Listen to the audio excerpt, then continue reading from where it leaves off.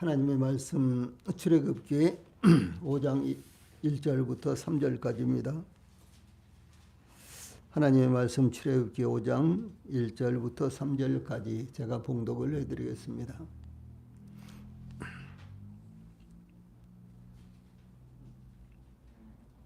하나님의 말씀 출애굽기 5장 1절부터 3절까지입니다. 지금 봉독하겠습니다. 그 후에 모세와 아론이 바로에게 가서 이르되 이스라엘의 하나님 여호와께서 이렇게 말씀하시기를 내 백성을 보내라. 그러면 그들이 광야에서 내 앞에 절기를 지킬 것이니라 하셨나이다. 바로가 이르되 여호와가 누구이기에 내가 그의 목소리를 듣고 이스라엘을 보내겠느냐. 나는 여호와를 알지 못하니 이스라엘을 보내지 아니하리라. 그들이 이르되 히브리인의 하나님이 우리에게 나타나셨은즉 우리가 광야로 사흘길쯤 가서 우리 하나님 여호와께 제사를 드리려 하오니 가도록 허락하소서. 여호와께서 전염병이나 칼로 우리를 치실까 두려워하나이다. 아멘. 3절 말씀까지 봉독을 해드렸습니다. 오늘 저녁에는 지금 봉독을 해드린 출애굽기 5장 1절로 3절 말씀을 통해서 내 백성을 보내라, 내 백성을 보내라, 이런 주제로 하나님의 말씀을 전해드리겠습니다. 내 백성을 보내라. 이 말씀은 하나님께서 애굽왕 바로에게 전한 이스라엘의 출애굽을 위한 가장 강력한 요구였습니다. 하나님께서 하나님의 백성으로 삼은 이스라엘을 애굽의 계속에서 머물게 하실 수 없으셨으며 애굽왕 바로가 동원한 강제노동에서 고통당하고 있게 하실 수도 없으셨습니다. 출애굽기 5장은 모세가 애굽왕 바로에게 직접 나아가 이스라엘의 출애굽을 요청하므로 애굽왕 바로가 이스라엘을 핍박하는 장면이 기록되었습니다. 또한 이스라엘은 자신들에게 애굽왕 바로의 혹독한 핍박이 닥쳐오자 내 백성을 보내라고 하는 하나님의 말씀을 전한 모세를 원망하였습니다. 그러나 모세의 이스라엘에 대한 해방 요청으로 인해 이스라엘의 겪는 일시적인 고통은 출애굽과 구원이라는 큰 축복을 누리기 위한 필연적인 단계로서 그들의 구원을 더욱 하나님의 큰 축복으로 받아들이게 되는 과정이 되었습니다. 본문에서 애굽왕 바로가 모세와 아론이 전한 하나님의 말씀을 거부한 것은 오늘날 전도자들이 하나님의 위대한 복음을 전할 때 세상이 거부하는 것과 다를 바가 없는 것입니다. 그럴지라도 하나님의 뜻은 반드시 성취되며 하나님의 복음은 이루어진다는 것을 비유적으로 증거하고 있는 것입니다. 먼저 1절 말씀에 이스라엘을 보내라는 요청에 대해서 살펴보겠습니다. 출애굽기 5장은 그 후에라고 이렇게 시작을 하죠. 그 후에 모세와 아론이 이렇게 시작을 합니다. 이 모세와 아론이 애굽에 거주하는 이스라엘 백성과 장로들 앞에서 하나님의 말씀과 이적을 제시하자 이스라엘 백성들이 그 모든 것을 받아들이므로 모세와 아론을 하나님의 일꾼이요 그들의 주도자로 인정한 후에라는 그런 의미가 되는 것입니다. 이와 같이 1절 말씀 그 후에 모세와 아론이 바로에게 가서 이르되 이스라엘의 하나님 여호와께서 이렇게 말씀하시기를 내 백성을 보내라. 그러면 그들이 광야에서 내 앞에 절기를 지킬 것이니라 하셨나이다. 라는 말씀은 모세와 아론이 애굽왕 바로를 직접 찾아가서 하나님의 말씀을 전달하는 첫 번째 대면이었습니다. 다른 말로 한다면 드디어 모세와 아론이 애굽왕 바로를 찾아가서 그 앞에서 하나님의 말씀을 전하는 장면입니다. 이 모세와 아론이 하나님의 말씀을 전하기 위해 찾아간 애굽왕 바로는 아멘호텝 2세라는 그런 실질적인 인물이었는데 그는 18살에 왕위에 즉위하여 강력한 통치를 단행했던 그런 왕이었습니다. 이 당시 애굽의 행정제도는 백성들에게 일어난 중대한 사안일 경우 왕이 백성의 소청을 직접적으로 듣고 대답하는 것이 관례였습니다.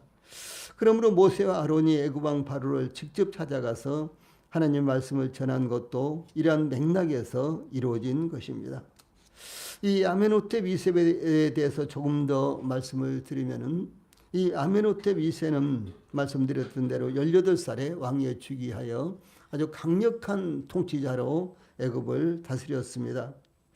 그는 수도 없이 많은 이와 같은 이제 공사를 통해서 토목 공사를 통해서 이제 이 왕궁과 그 주변에 있는 많은 이와 같은 이 성읍을 아주 견고하게 건축을 했고요. 그리고 이 백성들로부터도 절대적으로 지지를 받는 이와 같은 왕이었습니다.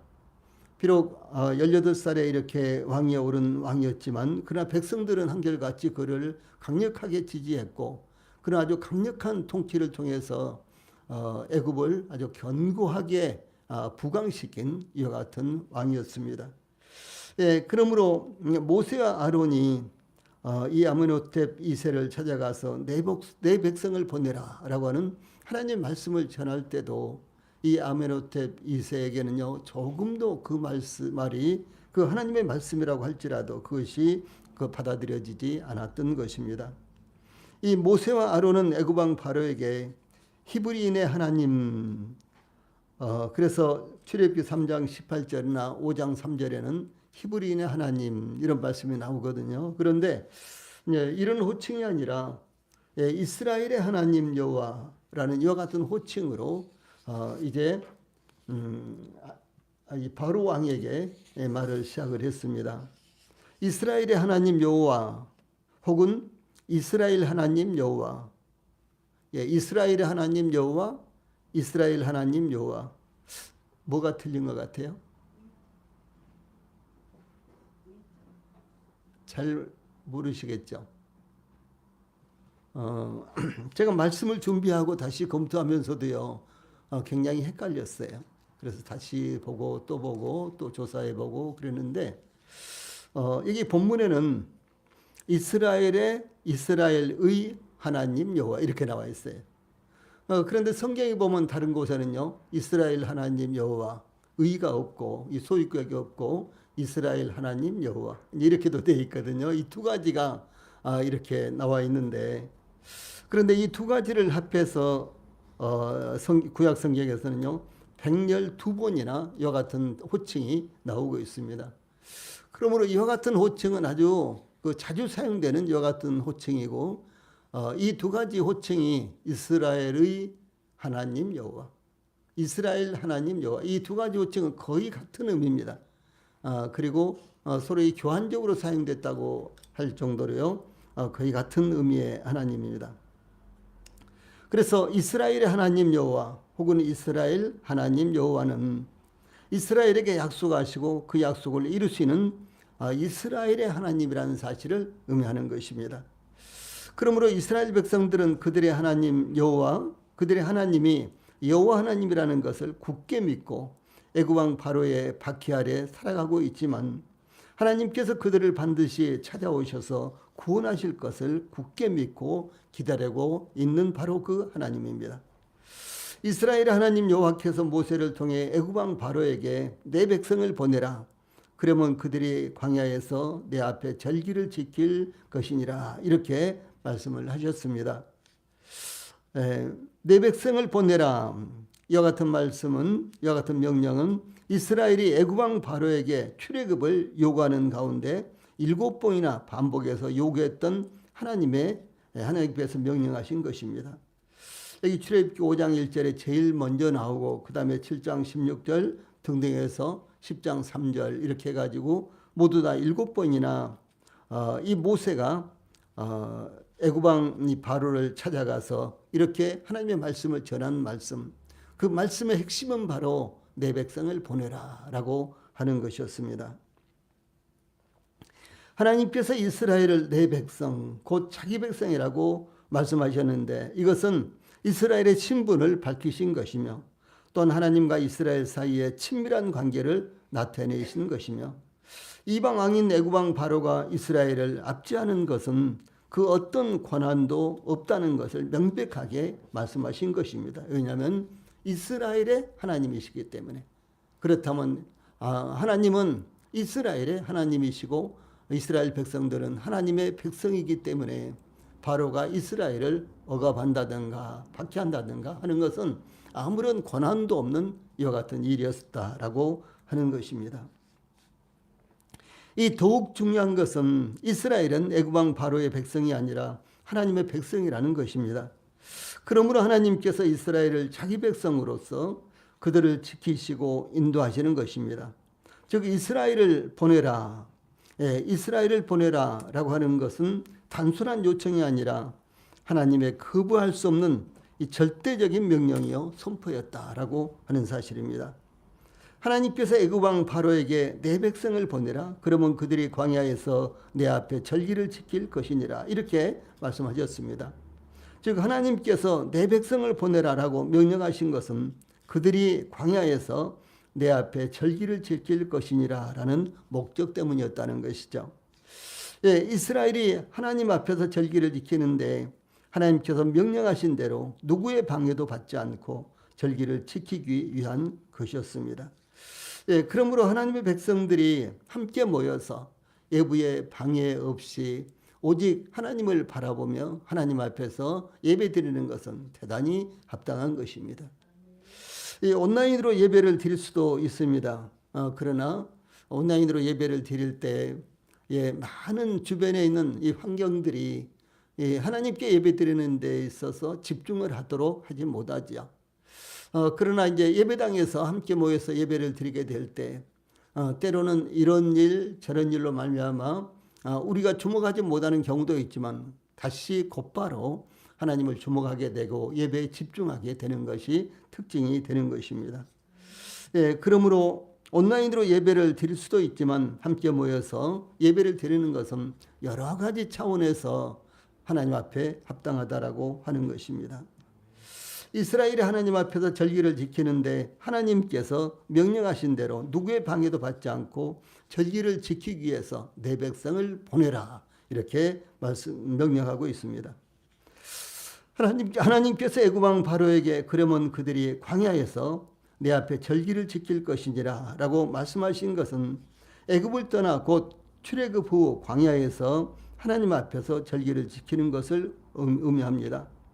광야에서는 애굽을 떠나서 즉 애굽 왕 바로의 고난이 미치는 영역을 떠나서 하나님 앞에 절기를 지키는 것을 의미합니다. 이스라엘은 애굽 왕 바로의 고난 안에 있었습니다. 그러나 애굽을 떠나는 것은 애굽 왕 바로의 고난으로부터 벗어나는 것을 말합니다. 저희들이 세상에 살고 있는데 세상의 영향을 받으면서 하나님 앞에 예배를 드리면은 그 예배가 온전히 하나님 앞에 드려지지를 못할 것입니다. 그러므로 성도들이 함께 모이고 그리고 성도들이 모이는 특별한 공간에서 하나님께 집중해서 예배를 드릴 때 이것이 합당하다라고 하는 것입니다. 그래서 이것이 곧 하나님 앞에 있는 것을 의미합니다. 하나님께서 모세를 부르시면서 출애굽기 3장 18절에 너는 그들의 장로들과 함께 애굽 왕에게 이르기를 히브리 사람의 하나님 여호와께서 우리에게 임하셨은즉 우리가 우리 하나님 여호와께 제사를 드리려 하오니 사흘 길쯤 광야로 가도록 허락하소서라고 바로에게 요청하도록 말씀하셨습니다. 그런데 모세는 지금 바로 앞에 우리가 우리 하나님 여호와께 제사를 드려 하오니 라는 말 대신 그들이 광야에서 내 앞에 절기를 지킬 것이니라 라는 말로 요청을 하고 있습니다. 그러므로 절기를 지킨다는 것은 곧 제사를 드린다는 것, 이것을 의미하는 것입니다. 여기 절기를 지킬 것이니라 해서 절기는 이 성경에 참 많이 나오는 이와 같은 말씀인데 명절이라고도 호세아 2장 11절 등등에서는 명절이라고 이렇게도 부릅니다. 이 본래의 의미는 원 안에서 돌다, 원 안에서 돌다 혹은 원을 그리면서 돌다 이런 의미예요. 이 절기라는 말이 아주 흥미롭죠. 이것은 종교 행사의 한 부분으로서 둥그런 원형을 이루어 춤을 추면서 즐거이 노는 것을 의미를 하는 것입니다. 그래서 성경에서 이 절기는 아주 즐겁게 노는 것, 즐겁게 교제하는 것, 혹은 춤을 추는 것 등등 이런 것을 의미하는 것으로 사용이 되었습니다. 그래서 저희들의 예배가 아주 딱딱하고 경직되고 그런 것이 아니라 즐겁게 노래를 부르면서 하나님 앞에서 즐거운 마음으로 이렇게 예배를 드리는 것, 이것이 합당한 거예요.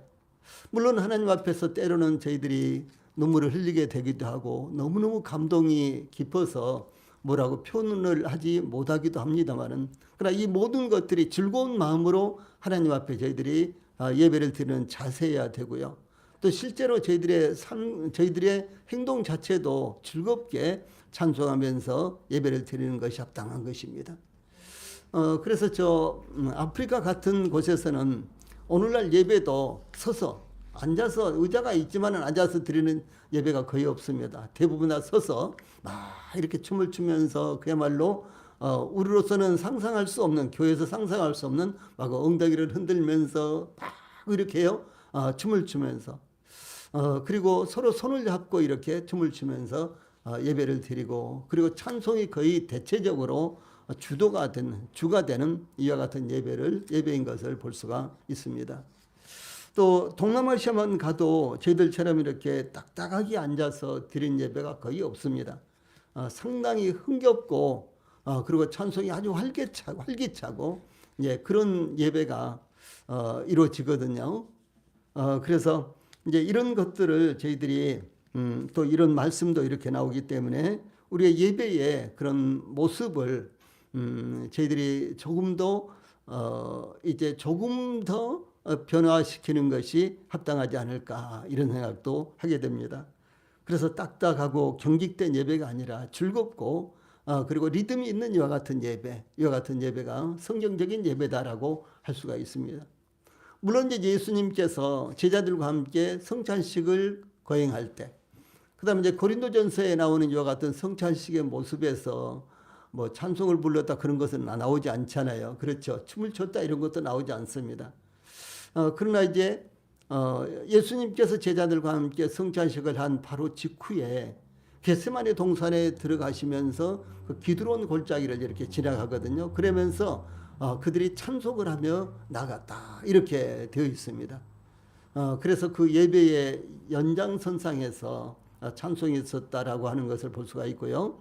그 다음에 고린도전서 14장에는 이제 고린도 교회 성도들이 함께 모일 때 그들 가운데는 찬송시도 있고 감사도 있었고, 그 다음에 찬송도 있었고 말씀도 있었고, 이런 다양한 이와 같은 요소들이 포함이 되어 있었다라고 하는 것을 볼 수가 있는 것입니다. 예, 그래서 이제 저희들의 예배에도 이와 같이 이제 즐겁게 예배를 드릴 수 있는 분위기 조성, 그 다음에 리듬감이 있는 이와 같은 예배가 참 필요하다라고 이렇게 생각을 합니다. 예, 이와 같이 이스라엘의 절기는 즐거운 축제 분위기를 동반하는 것이 많았습니다.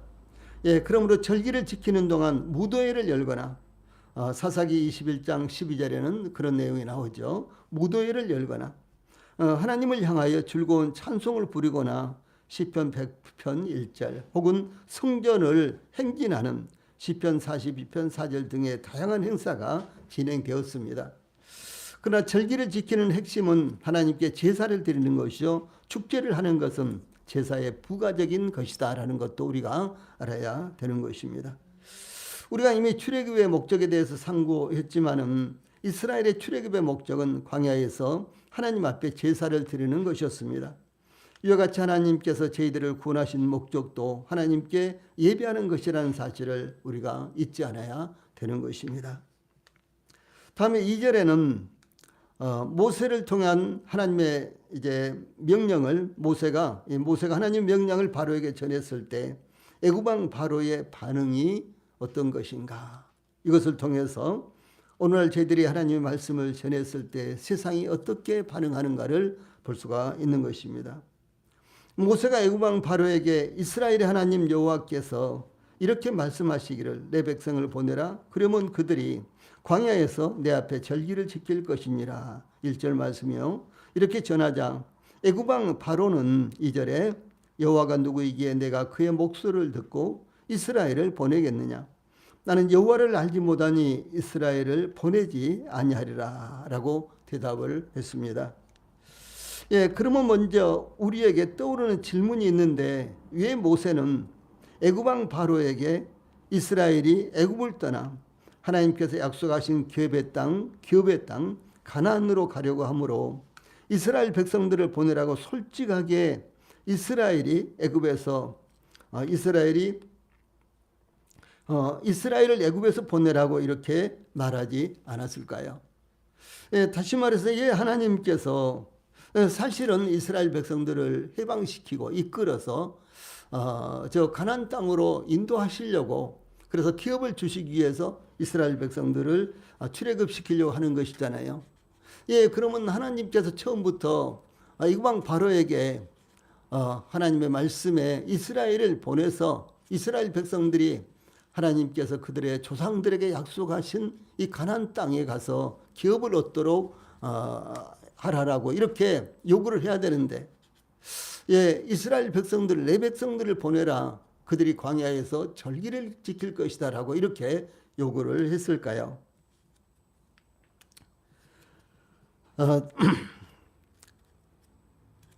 그래서 특별히 하나님께서 이미 이스라엘이 시내 산에서 하나님을 섬길 것을 출애굽기 3장 12절에 보면은 약속을 하셨습니다. 그것은 애굽에서 3일길이 될 것이라고 말씀하신 것도 출애굽기 12장 37절 등등에 여러 번 나오고 있습니다. 또한 하나님께서 이스라엘을 가나안 땅으로 인도하시라고 선포하신 말씀도 출애굽기 3장 8절에 나타납니다. 예, 그런데도 모세는 애굽왕 바로에게 이스라엘의 하나님 여호와께서 내 백성을 보내라, 그러면 그들이 광야에서 내 앞에 절기를 지킬 것이냐 이렇게 요청을 했습니다. 예, 하나님께서도 가나안 땅에서 기업을 얻도록 이렇게 이제 애굽왕 바로에게 전하라고 이렇게 말씀하시지 않았어요. 그래서 이제 모세도 애굽왕 바로에게 동일하게 이제 이스라엘을 내 백성을 보내라, 그러면 그들이 광야에서 내 앞에 절기를 지킬 것이니라라고 이렇게 요청을 합니다. 이 광야에서 나를 섬기도록 이스라엘을 보내라고 요청했던 것입니다. 물론 모세가 애굽왕 바로에게 요청한 것은 거짓말은 아니었지만 궁극적인 더 큰 목적은 하나님께서 이스라엘의 조상들에게 약속하신 약속의 땅 가나안에 들어가 기업을 확보하기 위해 애굽을 떠나라라고 했던 것입니다. 이와 같이 하나님께서 모세를 통해서 애굽왕 바로에게 내 백성을 보내라, 그러면 그들이 광야에서 내 앞에 절기를 지킬 것이니라 이렇게 요청을 했습니다. 이스라엘이 광야에서 하나님 앞에서 절기를 지킬 것이라는 요청은 사실상 내 백성을 애굽에서 보내라, 이런 요청 속에 모두 포함되어 있습니다. 그런데 애굽왕 바로는 여호와가 누구에게 내가 그의 목소리를 듣고 이스라엘을 보내느냐 이렇게 거부한 것입니다. 즉 애굽왕 바로는 이스라엘은 내 백성이므로 나는 그들을 가게 하지 않으리라라고 이렇게 거부했던 것입니다. 그러나 하나님은 말씀하시기를 이스라엘은 내 것이니 너는 그들을 가게 하라. 그들은 나를 섬기도록 내가 창조하였으며 내가 선택하였노라 이렇게 말씀하시고 명령하신 것입니다. 즉 이스라엘이 하나님을 섬기는데 애굽왕 바로의 노예로 하나님을 섬길 것인가, 아니면은 하나님의 제사장으로 하나님을 섬길 것인가 하는 문제였던 것입니다. 이것은 대단히 중요한 문제였습니다. 성도들이 죄의 노예로서 하나님을 섬길 수는 없는 것입니다. 이와 마찬가지로 이스라엘이 애굽왕 바로의 노예로서 하나님을 섬기는 것은 불가능한 것이었다는 거죠. 하나님을 섬기는 것은 곧 살아계신 하나님을 자유스럽게 누구의 간섭도 받지 않고 섬겨야 하는 것입니다. 바로 이러한 요구를 모세는 애굽왕 바로에게 전한 것입니다. 즉 모세가 요구한 것은 이스라엘에게 하나님의 백성으로서 하나님을 섬길 수 있는 자유를 달라고 하는 것이었습니다. 애굽왕 바로의 여호와가 누구이게라는 말은 타락한 인간이 본성적으로 지니고 있는 완고함과 무지함을 스스로 드러내고 있는 말입니다. 또한 이는 각 지역이나 민족마다 각기 주관하는 신이 따로 있다고 생각한 이 고대 범신론 사상을 나타낸 것으로, 노예 민족에게 무슨 신이 있겠으며 설령 있다고 한들 애굽의 강력한 신들 앞에 무슨 의미가 있겠는가라고 바로는 비웃음이 섞인 반문을 하고 있었던 것입니다. 또한 애굽왕 바로는 나는 여호와를 알지 못하니라고 단호하게 대답하였습니다. 오늘날도 구원받지 못한 사람들은 한결같이 하나님을 알지 못하는 것입니다. 그러므로 하나님을 알지 못하는 것은 곧 구원받지 못한 것입니다. 주 예수님께서 요한복음 17장 3절에서 영생은 곧 유일하신 참 하나님과 그의 보내신 자 예수 그리스도를 아는 것이니이다, 이렇게 기도하셨는데, 이 사도 바울은 데살로니가 후서 1장 7절과 8절에서 주 예수께서 자기의 능력의 천사들과 함께 하늘로부터 불꽃 가운데서 나타나실 때에 하나님을 모르는 자들과 이런 말을 거기다 넣었어요. 하나님을 모르는 자들과 우리 주 예수의 복음에 복종하지 않은 자들에게 형벌을 내리시리니, 이렇게 증가하고 있습니다. 그래서 하나님을 모르는 자들은 곧 우리 주 예수의 복음에 복종하지 않는 자들이다라고 하는 사실입니다. 그러므로 하나님께서 지금도 당신의 종들을 세상에 보내셔서 회개하라, 믿으라, 이렇게 외치고 있습니다. 이와 같이 사도 바울은 아덴의 아레오바고 광장에서 이제는 어디든지 사람에게 다 명하사 회개하라 하셨으니라고 증거하고 있습니다.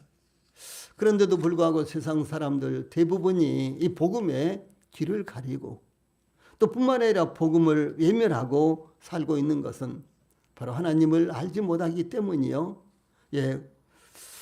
그래서 하나님을 알지 못하는 사람들은 이와 같이 복음을 외면하고 있는 것입니다.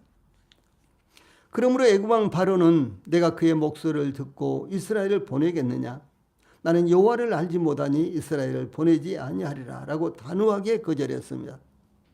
애굽왕 바로의 말을 직역하면 나는 여호와란 신을 섬긴 적이 없으며 인정할 수도 없다. 혹 그가 존재한다 하더라도 이스라엘을 보내지 않겠다는 나의 결심에는 변함이 없다. 이렇게 되어 있어요. 직역을 하면요. 그러니까 만약에 여호와란 존재가 있다고 할지라도 나는 이스라엘을 보내지 않겠다라고 아주 단호하게, 그의 정치가 아주 강력한 통치가 이루어졌듯이 하나님 앞에서도 그는 강력하게 거부를 하고 있는 것이었습니다. 그래서 이것은 막강한 권력을 행사하던 천재 군주의 교만을 잘 반영한 대답이었습니다. 그러나 이스라엘이 비록 애굽에서 노예 생활을 하고 있었지만 이스라엘 백성은 결코 애굽왕 바로의 손아귀에 있었던 것이 아니요, 애굽왕 바로는 훗날 그것을 뼈저리게 깨닫게 되는 것이었습니다. 하나님의 명령, 즉 모세를 통해서 요청한 것은 애굽왕 바로에게는 그의 책임에 관해 말씀하신 것이며 그에게 순종할 수 있는 기회를 주시는 것이었습니다. 즉 은혜로 그에게 말씀하시는 것이었습니다. 비록 그가 하나님을 알지 못한다고 이렇게 강력하게 제안을 했지만, 그러나 하나님은 심지어 그들에게까지도 기회를 주시고 그들에게까지도 하나님의 말씀에 순종할 수 있는 이와 같은 기회를 주신다는 것을 알 수가 있는 것입니다. 하나님께서 얼마든지 애굽왕 바로를 멸망시키시고 이스라엘을 해방시킬 수도 있으셨지만 하나님은 그런 방법을 우선적으로 사용하시지 않으셨습니다. 하나님께서 먼저 사용하신 방법은 애굽왕 바로가 하나님의 말씀에 순수하게 순종하여 이스라엘을 내보내는 것이었습니다. 하나님의 방법은 항상 이와 같습니다. 진노로 애굽왕 바로를 취급하기 전에 먼저 하나님의 자비로 대하신 것이었습니다. 노아 시대의 홍수로 세상을 멸망시킬 때에도 홍수를 내리시기 전에 유다서 1장 14절 말씀 보면은 먼저 노아가 의를 전파하게 하셨다. 베드로 후서 2장 5절에 보면 그렇습니다. 또 뿐만 아니라 에녹을 통해서 예언하게 하셨다라고 유다서 1장 14절에 기록되어 있습니다. 북왕국 이스라엘과 남왕국 유다가 아수르와 바벨론에 멸망하기 전에 하나님께서 수많은 선지자를 보내셨습니다. 뿐만 아니라 AD 70년 예루살렘이 로마에 점령되기 전에 하나님께서 그의 아들 예수님을 세상에 보내셨으며 이어서 사도들을 보내셨고, 특별히 하나님께서 바로 이스라엘에 하나님의 아들을 보내신 것은 그와 같은 이유였습니다. 오늘날도 마찬가지입니다. 하나님은 복음을 거부하고 귀를 막는 사람들에게 수많은 전도자들을 보내셨습니다. 먼저 하나님은 은혜와 자비로 세상을 다스리고 그 위에 채찍을 드시는 것입니다. 우리 성도들도 동일하게 하나님께서 은혜로운 말씀과 기회를 주실 때 그것을 무시하면 안 된다라는 교훈을 저희들이 받게 되는 것입니다.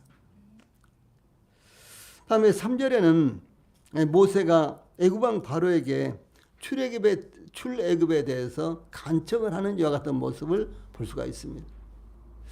하나님은 모세를 통해서 애굽왕 바로에게 명령하도록 이렇게 말씀하십니다.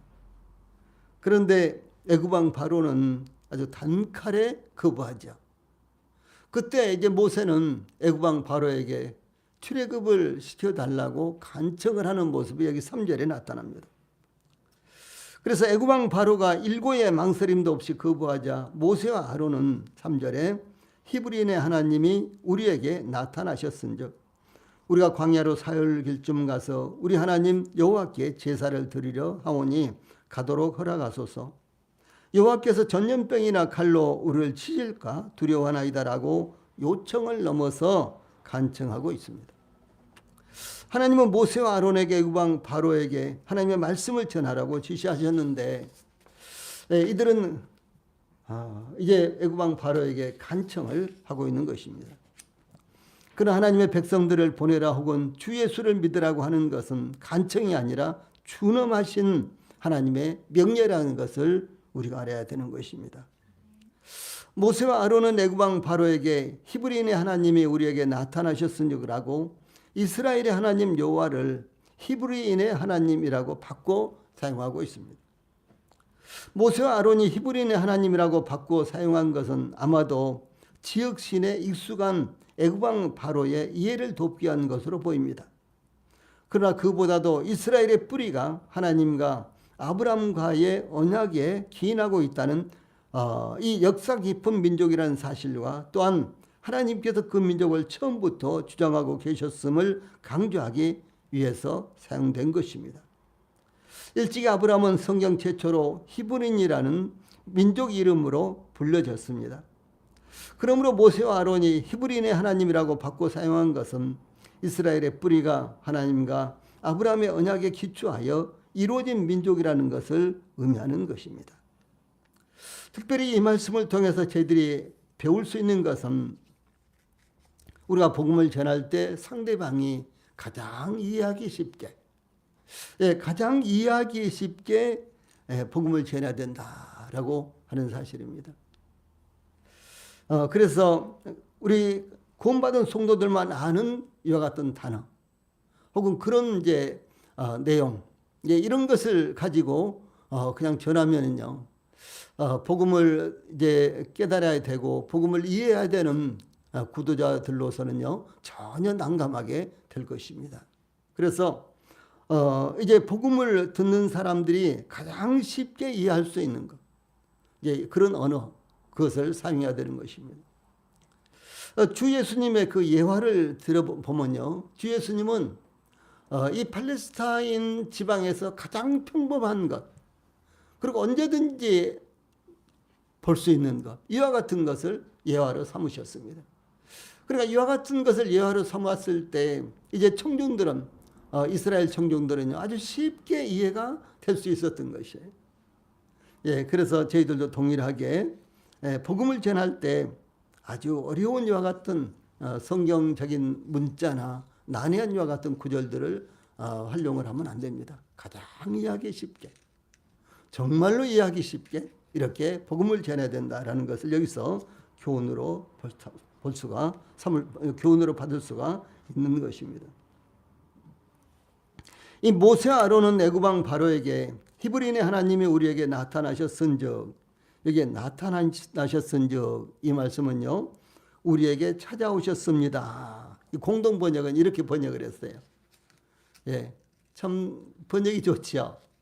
히브리인의 하나님이 우리에게 나타나셨은즉 히브리인의 하나님이 우리에게 찾아오셨습니다. 이렇게 번역을 했습니다. 그런 의미예요. 그래서 하나님께서 의도적으로 찾아오셨다. 이와 같은 의미로서 하나님께서 목적을 가지고 찾아오셔서 당신의 뜻을 계시하셨으며 그러므로 하나님께서 그 목적을 이루시기까지 물러서지 않으실 것이라는 뜻을 전한 것입니다. 저희들도 하나님께서 동일하게 저희들에게 찾아오셨습니다. 저희들의 영혼 가운데 하나님이 나타나셨어요. 계시하셨습니다. 예, 그래서 하나님께서 저희들에게 복음을 듣게 하셨고 저희들의 마음을 여셔서 저희들이 받아들이도록 이렇게 하셨습니다. 예, 하나님께서는 계획하신 일을 절대로 취소하지 않으십니다. 하나님께서 말씀하신 것은 반드시 이루시는 분이십니다. 이 모세와 아론은 3절에 우리가 광야로 사흘길쯤 가서 우리 하나님 여호와께 제사를 드리려 하오니 가도록 허락하소서라고 요청했습니다. 이 모세와 아론이 광야로 사흘길쯤 가서 제사 곧 희생을 드리겠다고 제의한 것입니다.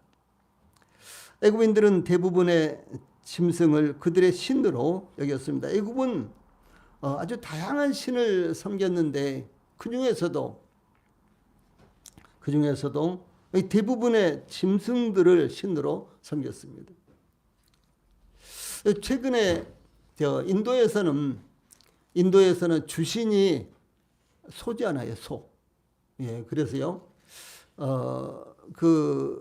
인도에서는 큰 도로예요. 소들이 몇 마리가 거기서 누워 있으면요, 출근길에도 차를 타고 가다가 그 소 앞에 가서 멈춰서서 소가 스스로 그 자리에서 떠날 때까지 기다린답니다. 그래서 이제 그 인도에는 큰 길 어떤 길 할 것 없이요, 어떤 길이든지 소들이 누워 있으면은 절대로 그 소들을 쫓는다든가, 자기들의 신인데 쫓으면 안 되겠죠. 예, 그럴 수 없고요. 그래서 마구 기다린답니다. 그리고 소들이 이제 그 배설물을 이렇게 도로에 이렇게 이제 내놔도 그것을 얼른 치우지 않는데요. 예, 그래서 도로가 지저분하고 더럽고 막 이렇게 된답니다. 그런데 이제 최근에 인도의 상황은, 인도의 대도시에서는 소들을 거의 볼 수가 없답니다. 예. 그래서 이제 법으로 이제 임자 있는 소도 있고 임자가 없는 소도 있고 이제 그런데요. 임자 있는 소나 없는 소나 한결같이 이제 임자 있는 소는 우유를 짜기 위해서 기르는 그런 소랍니다. 그래도 소를 도살하면 안 되는 거예요. 왜? 소는 어떻든지 간에 이제 인도의 신이고요. 그리고 이제 우리가 이제 보통 소 그러면은 여러 가지 숫소, 암소, 그다음에 젖소, 여러 가지 소 이렇게 생각할 수 있잖아요. 그런데 인도에서는 두 가지 소가 있는데 그 중에서 한 가지만을 신으로 생각하고 다른 소는, 다른 종류는 신으로 생각하지 않는답니다. 그런데 그 신으로 생각하지 않는 그런 소도 도살은 안 된답니다. 그런데 어떤 소든지 그 소들이 이제 도로를 점거하고 이렇게 누워 있으면은 그 소들의 임자를 찾아가서 스티커를 발행한대요. 예, 그래서 인도에요. 이 도로에 소가 없어져 버린 거예요. 아주 묘책이라고 이렇게들 이야기를 하더라고요. 예. 그래서 이렇게 짐승을 자기들의 신으로 여기는 사람들은 마치 짐승과 같은 그런 위치로 자기들을 끌어내리는 것입니다. 그래서 애굽이 바로 그랬습니다. 그래서 이제 애굽은 대부분의 짐승을 그들의 신으로 여겼습니다. 그러므로 이스라엘이 그들의 신으로 여기는, 그러니까 애굽 사람들이 신으로 여기는 짐승을 이스라엘은 어떻게 해요? 잡아서 하나님 앞에 제사를 드리잖아요. 예, 그게 이제 문제가 되는 거예요. 그래서 이제 만약에 이집트 애굽 안에서 이스라엘 백성들이 제사를 드린다고 한다면은 애굽 사람들과 이스라엘 사람들은 틀림없이 큰 충돌이 일어나죠. 그래서 이제 모세가 애굽 왕 바로에게 우리가 사흘 길쯤 광야로 가서 우리 하나님께 제사를 드리려 하오니. 이것은요 기가 막힌 지혜였습니다. 예. 이것은 하나님께서 모세가 그렇게 고안한 게 아니에요. 하나님께서 그렇게 말씀하셨고, 그리고 모세는 하나님의 말씀을 그대로 전하는 이제 그런 방법이었습니다. 그런 전하는 그런 메시지였습니다. 그래서 이제 이스라엘 백성들이 하나님께 예배를 드리기 위해서는 필연적으로 애굽을 떠나야 되는데 최소한도 한 사흘길쯤 가서 멀리 떨어져서, 그래서 하나님께 제사를 드릴 수밖에 없었다라고 하는 사실이죠. 예, 그렇다면 사흘길쯤 간다면 이스라엘 백성들과 그리고 애굽 사람들 사이에 충돌은 일어나지 않을 것이죠. 예, 그래서 이렇게 요구를 한 것입니다. 예, 그러므로 충돌을 미연에 방지하기 위해서 사흘길쯤 광야로 가서 제사를 드리겠다고 제의한 것이었습니다.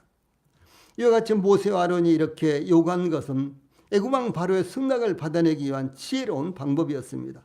사흘은 또한 애굽 사람들에게 간섭받지 않고 절기를 지킬 수 있는 거리를 의미합니다. 이와 같이 하나님의 백성 곧 그리스도인들은 세상의 간섭 혹은 세상에 영향력이 미치는 곳에서는 합당한 예배를 드릴 수가 없는 것입니다. 그래서 우리 성도들이 예배에 참석하기 전에요, 물론 우리가 완벽하게 그럴 수는 없습니다만은 세상 것들을 다 끊어버리고 그 시간만은 온전히 하나님께 집중할 수 있도록 이렇게 미리 준비를 해야 되는 것입니다. 예, 그렇지 않고 집에 지금 밥이 될까? 아니면 집에 지금 손님이 도착하면 누가 문을 열어줄까? 뭐 이런 생각이 잡다하게 있다면 예배가 드려질 수 있겠어요? 안 되죠. 예, 그래서 예배에 집중하기 위해서 바로 예배를 드리는 그 시간만은 모든 그 영향력으로부터 우리 성도들이 벗어나야 된다라고 하는 사실을 여기서 우리가 볼 수가 있는 것입니다. 또한 이 사흘은 죽음과 부활 사이의 간격을 의미합니다. 주 예수님께서 십자가에 못 박혀 죽음을 당하셨지만 3일 만에 부활하셨어요. 그래서 이스라엘에서는 3일이 지나면 완전히 죽은 걸로 이렇게 생각을 합니다. 이스라엘에서는 목숨이 끊어지면 죽으면 그 즉시 매장을 하는 거죠. 지금도 중동이라든가 아프리카 여러 나라들, 이런 나라들은 사람이 죽으면 즉시 바로 매장을 합니다. 우리나라처럼 뭐 3일장, 그 다음에 뭐 5일장, 옛날에 왕들은 죽으면 7일장, 9일장까지 했다 그러죠. 예. 그러면 그것이 그야말로 뭐 덕이고, 그리고 고인을 위해서 잘하는 것으로 이렇게 생각을 하지만은, 그러나 사람이 죽으면 빨리 매장을 해야 되는 것이죠. 예, 그래서 이스라엘은 즉각 매장을 했는데 이 사흘이 지나면은 완전히 죽은 걸로 이렇게 판명을 하는 거예요. 그런데 주 예수님께서는 사흘이 지나고 나서 부활을 하셨습니다. 그것은 주 예수님의 부활이 완벽한 부활이었다라고 하는 것을 의미하는 것입니다. 그래서 주 예수님의 부활로 말미암아 우리는 하나님께 절기를 지킬 수 있게 된 것입니다. 그러므로 절기는 즐거움을 가리키는 것이며 희생 곧 제사는 즐거움을 가능하게 하는 것입니다. 이 관계를 잘 이해하면 참 좋습니다.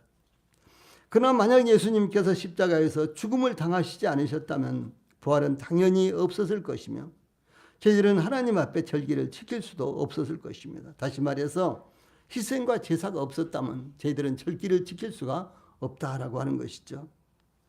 그것은 이스라엘이 애굽에서 해방되어 광야에 나올 때 가능한 것이었습니다. 그러므로 하나님께서 애굽 왕 바로에게 내 백성을 보내라 이렇게 명령한 것이었습니다. 예, 애굽에서 하나님 앞에 예배를 드릴 수가 없기 때문에, 애굽에서 하나님 앞에 제사를 드릴 수가 없기 때문에 내 백성을 보내라 이렇게 명령한 것이었습니다.